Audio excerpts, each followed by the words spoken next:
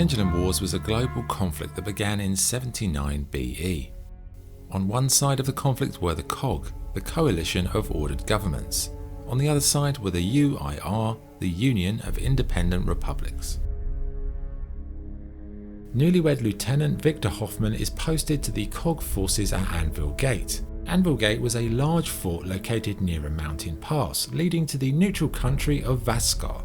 The region was rich in emulsion and located in the COG province of Kashgar. Around the same time, Captain Adam Phoenix leaves his wife and 4-year-old son Marcus to join the Kashgar front. The president of Vaskar faces a vote of no confidence and is forced to step down. Following this, UIR troops maintain order in Vaskar, invading the country, which provides them with a strategic backdoor to Kashgar. A severe drought hits the region as Baitak, a Pessingar herder, joins forces with the COG in order to maintain financial support during these times. Several weeks later, the COG leader at Anvil Gate is assassinated by the UIR.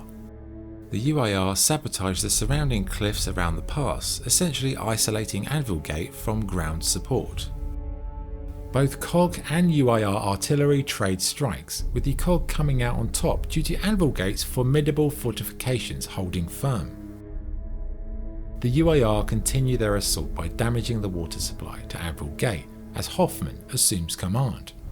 Hoffman requests reinforcements from Pasang as Bai's squad begin clearing UIR snipers and mortar teams from the hillside. Meanwhile, Adam Phoenix and Lieutenant Helena Stroud fight for the city of Shavad.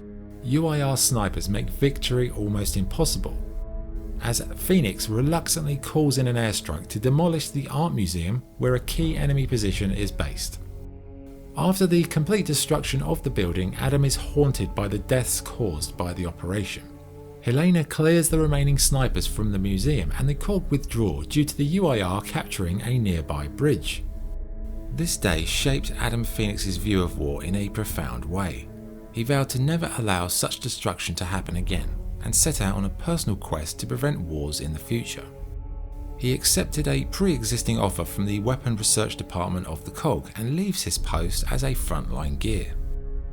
Meanwhile, at Anvil Gate, supplies are running dangerously low as Hoffman initiates rationing of water and food. A civilian living at Anvil Gate is caught with a secret stash of stolen COG rations. Hoffman makes an example of him and punishes the act by executing the civilian.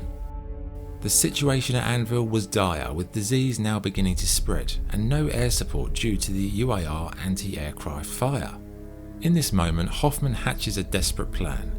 He feigns surrender. Hoffman accepts the UIR offer to allow citizens to leave Anvil Gate as long as gears can evacuate with them. Hoffman lets a few hundred UIR troops into the fortress before revealing his trap and having the troops incinerated.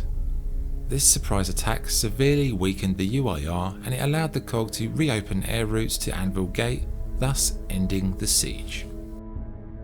Following the siege, Adam Phoenix accepts a job offer to join the COG research department and becomes a major. Helena Stroud and Hoffman are also promoted to captain. Hoffman also received an additional accolade by way of the Sovereign's Medal for his brave and innovative defence of Anvil Gate. It was the beginning of an illustrious rise through the ranks for Victor Hoffman, who would become a key strategic player in the following years of the Pendulum Wars. During the same year, the economy of Vaskar had collapsed and the UIR invaded. The COG shut down the emulsion pipelines at Boar Lane and Essian Ridge, which both supplied Vaskar. The flow of emulsion was redirected to the pumping station at Gatka Ridge. Meanwhile, Adam Phoenix began work on his ultimate deterrent, an orbital laser weapon to end all wars. In the year 9 BE, Adam's wife Elaine, a renowned biologist, goes missing in the underground caves of Jacinto, leaving him to care for his young son, Marcus. The Pendulum Wars was long, bloody, and resulted in millions of human casualties. The costs could also be measured in the environmental damage done to Sarah itself. As the war seemed to be in an eternal stalemate, the COG initiated a daring mission to turn the tide.